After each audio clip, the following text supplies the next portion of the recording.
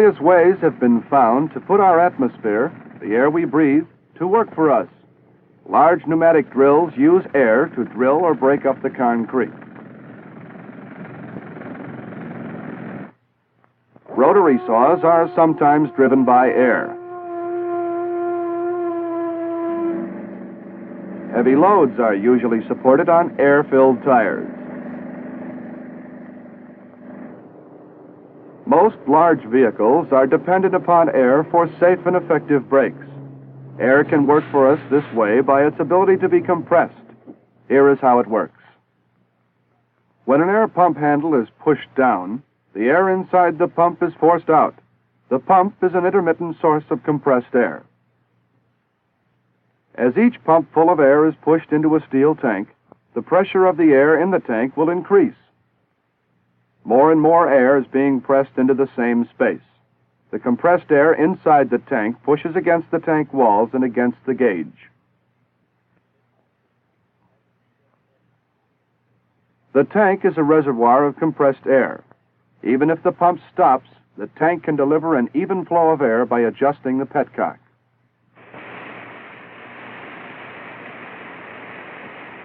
As the air pressure escapes from the tank, the pressure will drop. When the petcock is closed, the pressure remains constant. In this case, 25 pounds per square inch, the usual pressure in an automobile tire. This pressure can best be appreciated by showing its equivalent in weight, as demonstrated with this piston and cylinder sketch. 25 pounds per square inch of air pressure is exerting enough force on the bottom of the piston to support a total weight of 314 pounds. Now, 90 pounds per square inch is the pressure at which air brakes operate. By increasing the air pressure on the same piston to 90 pounds per square inch, we find it will support a total weight of 1,130 pounds. In other words, 90 psi of air pressure is exerting 1,130 pounds of force.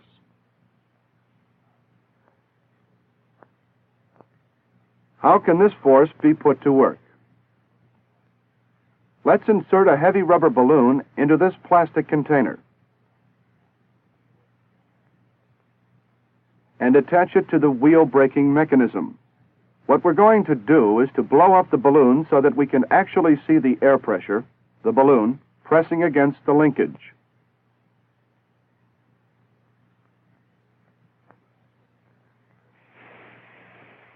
We will get our pressure from the air tank, which is simulating the reservoir on large vehicles. The compressed air in the balloon can push the piston and linkage with enough force to actuate the wheel brake mechanism and apply the brakes. The air brake system of an automotive vehicle works just this way. The compressor, which corresponds to the bicycle pump, supplies the compressed air. It is driven by the engine. In this demonstration, we're using an electric motor. The compressed air is forced into two tanks. These two reservoirs ensure a sufficient supply of compressed air for any emergency. A safety valve is mounted on or near the reservoirs to protect the system and personnel in case excessive pressure should build up.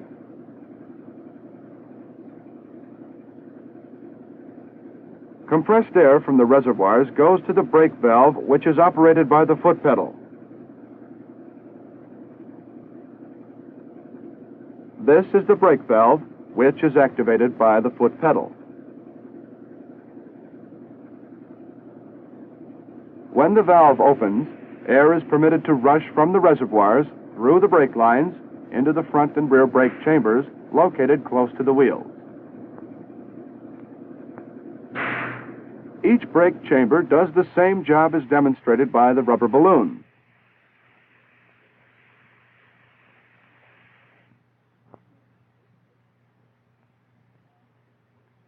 This brake chamber is the air-applied, spring-released type. Disassembled, it consists of the following components: the end cover and retaining ring, the flexible rubber diaphragm,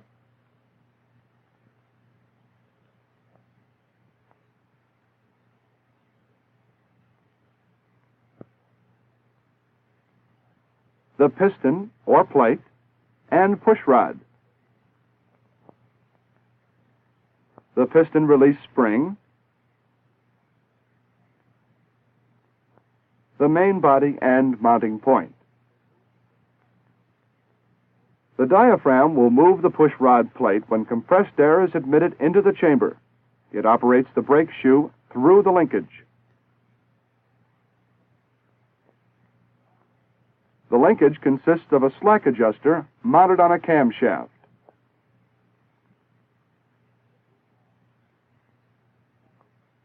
And a push rod, which is connected to the slack adjuster with a pin. On the other end of the camshaft is the cam itself. When the push rod moves forward, it forces the slack adjuster to rotate the cam. This action spreads the brake shoes against the brake drum and stops the wheels. When the brakes are released, the compressed air in the brake chambers is allowed to escape through the brake valve.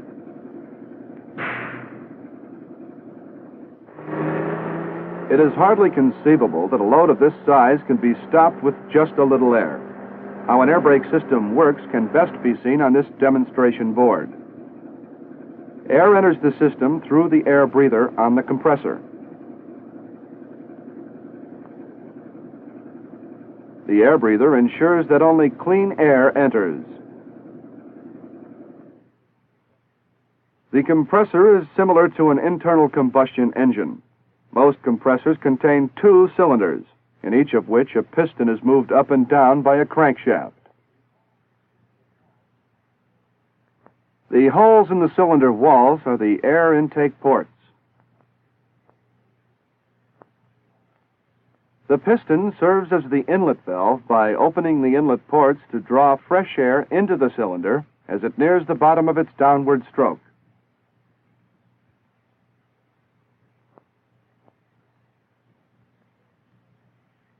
It closes them to begin air compression on its upward stroke. When the piston reaches the top of its stroke, the pressure is great enough to open the discharge valve against the pressure of its spring. This forces the compressed air through the line into the reservoir. Watch this cycle of operation carefully.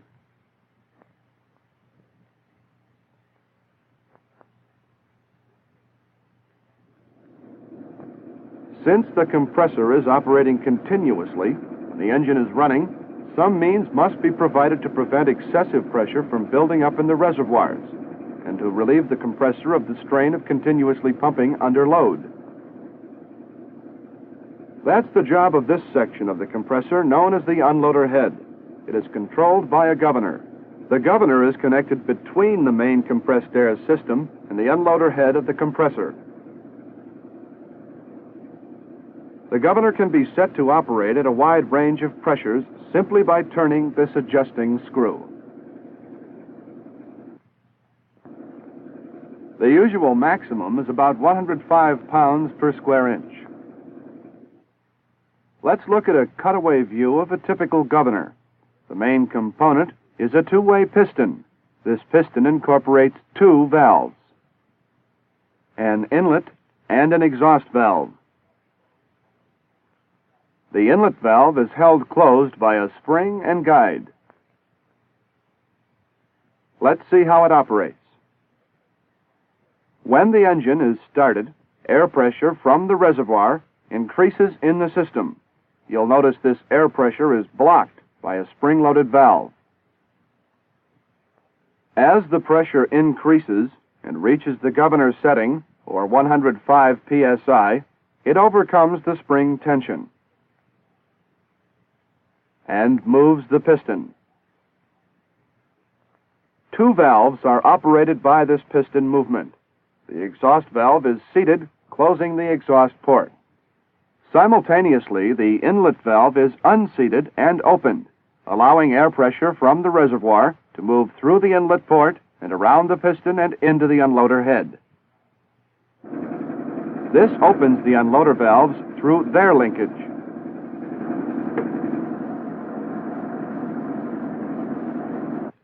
When the unloader valves open, The air passes back and forth between the two cylinders through the unloader cavity. Not enough pressure can be built up to open the discharge valve against the force of its spring. Air can no longer be forced into the reservoir.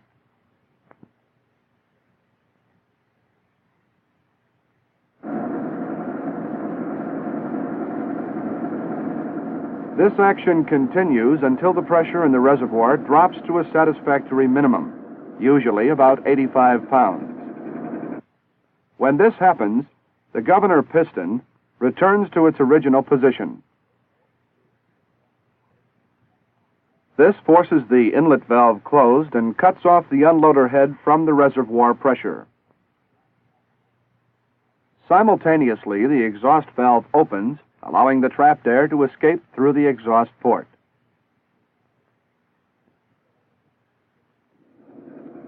Compressed air is again forced into the reservoirs, and the pressure starts to rise.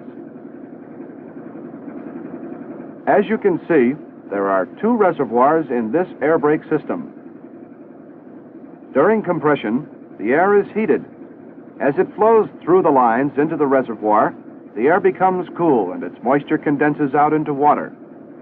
The first reservoir is called the number 1, or wet reservoir. It is mainly used as a moisture trap in which nearly all the water can be collected and drained away when necessary.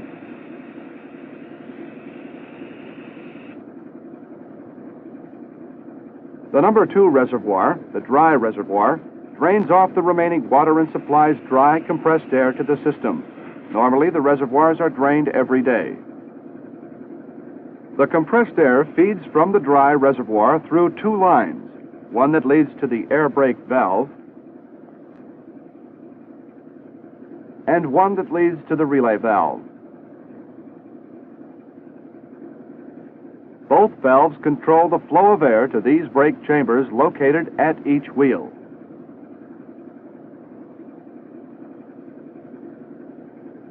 The air brake valve is connected to the brake pedal. The air brake valve, the heart of the air brake system, meters the required air pressure equally to all brake lines and chambers. This is a plastic mock-up of the air brake valve, sometimes called the brake apply valve. Let's disassemble it and find out how it works.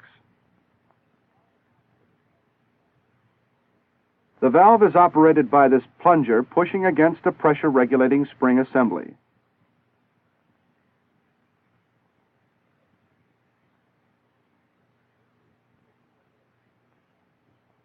This is the pressure-regulating spring assembly.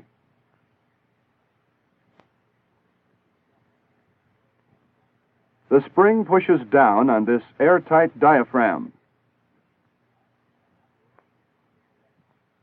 The diaphragm operates the rocker below it. This, in turn, operates two valves, the intake valve and the exhaust valve. When the brake is applied, air from the reservoir enters the intake valve. The exhaust valve permits the air to escape when the brakes are released. Let's stand it up now and look at a sketch of the action. When we press down on the brake pedal, the pressure-regulating spring assembly forces the diaphragm down. This pushes down on the middle of the rocker arm, forcing it down. As the rocker arm moves down, it pushes against the tops of the two valves. Because the spring of the exhaust valve is weaker than the spring of the intake valve, the exhaust valve moves down first. This closes the exhaust port. As soon as the exhaust port is closed, the rocker arm pushes against the intake valve until it opens and compressed air rushes in from the reservoir. The compressed air can't escape through the exhaust port because it is closed. It takes the only other route open, through the brake lines to the brake chambers. The pressure in the brake chambers and the air lines becomes the same as the pressure under the diaphragm.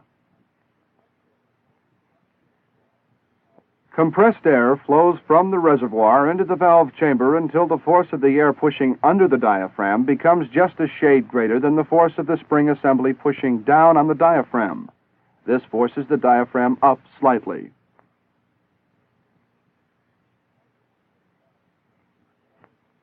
Because the intake valve spring is stronger than the exhaust valve spring, the intake valve moves up first.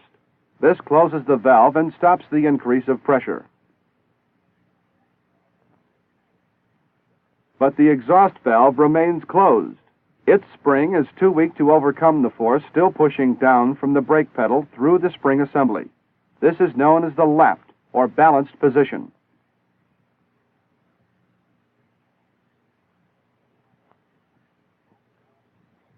In the lapped position, both valves are closed. As long as the driver's foot pushes with the same force on the brake pedal, the brake valve will remain in the lapped position, and the pressure on the brakes will remain constant. If the brake pedal is now pushed down further, the valve will come to another lapped position, with a greater air pressure under the diaphragm and on the brakes. If the brake pedal is released a little, the exhaust valve will be allowed to open until the valve comes to still another lapped position. This results in a lower air pressure to the wheels. When the foot is taken off the brake pedal, the spring assembly is no longer pushed down upon the diaphragm and the rocker arm. The exhaust valve opens, allowing the air in the brake chambers and under the diaphragm to escape to the outside.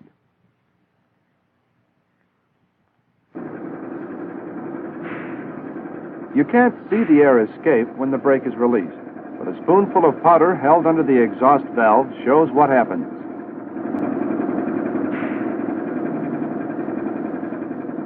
The front brake chambers are so far from the brake valve that the brakes will drag while the air is escaping through this long route. To prevent this drag, a quick release valve is used. This valve is located close to the front brake chambers and allows the air to escape much faster. When the brake pedal is pushed down, air rushes in from the brake valve, pushing the diaphragm down. When the diaphragm moves down, it cuts off the air escape to the outside. The compressed air surges through the two side ports, each of which leads to the brake chambers. When the pressure above and below the diaphragm is equal, the spring closes the inlet port. The center of the diaphragm keeps the exhaust port closed. This is the balanced or lapped position.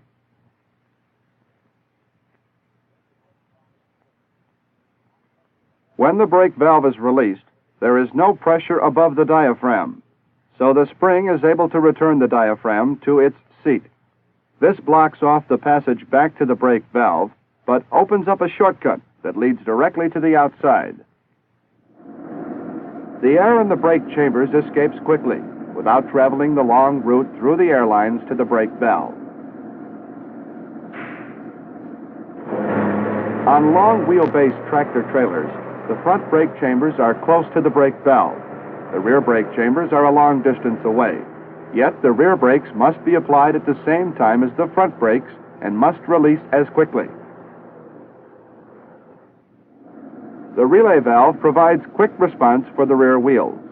It provides a direct compressed air feed from the dry reservoir to the relay valve and then to the rear brake chambers.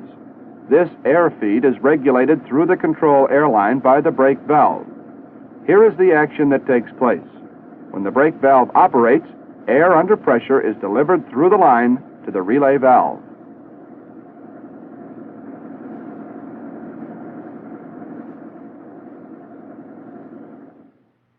The air enters the cavity above the diaphragm, forcing the diaphragm down and opening the intake valve.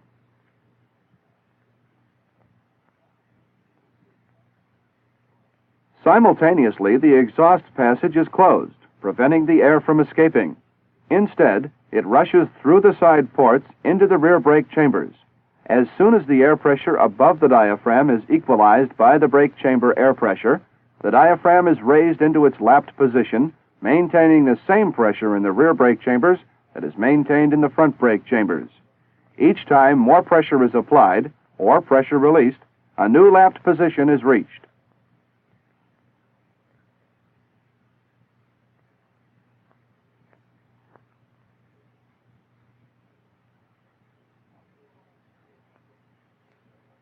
After a long period of service, wear may produce a slight variation of pressure above and below the diaphragm.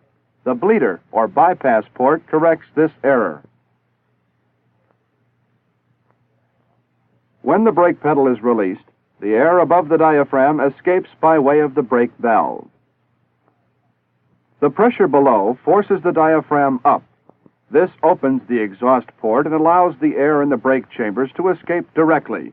All these actions take place at the same time.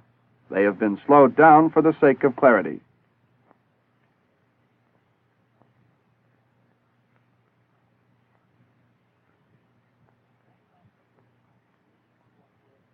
Watch how quickly this happens in normal operation. When the brake pedal is released, the air from the rear brake chambers escapes through the relay valve.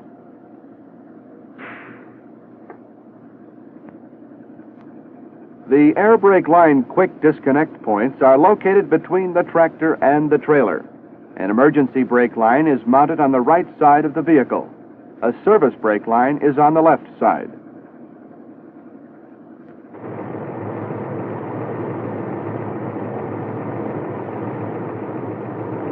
When the trailer is separated from its tractor, or when the units are coupled and the air supply disconnected, safety brakes are automatically applied to the trailer wheels. As long as there is air pressure in the trailer reservoir, this safety feature prevents the trailer wheels from rolling.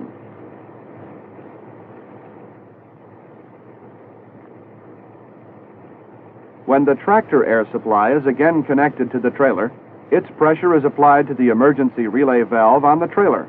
This valve releases the safety brake and permits the trailer wheels to roll.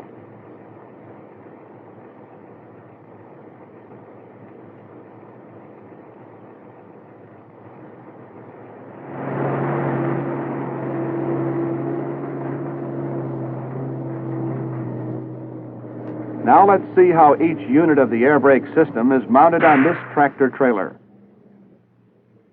The compressor is mounted on the engine. The unloader head, on top of the compressor, is regulated by the governor, which maintains the required pressure in the compressed air reservoirs. On the back of the tractor, the reservoirs are mounted on the chassis.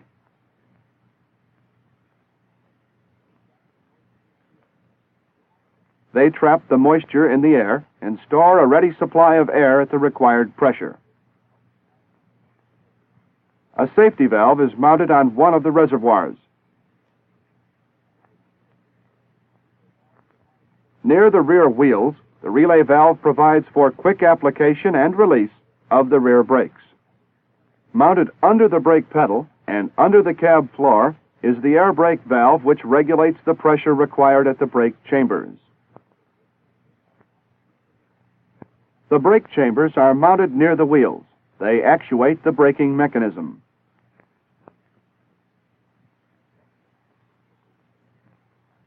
Located between the front wheels is the quick release valve. It provides a quick exhaust for the front brake chambers, preventing brake drag. When an emergency has arisen and traffic must be controlled, all brake components must function properly. Air brakes are the safest way to stop a really big load.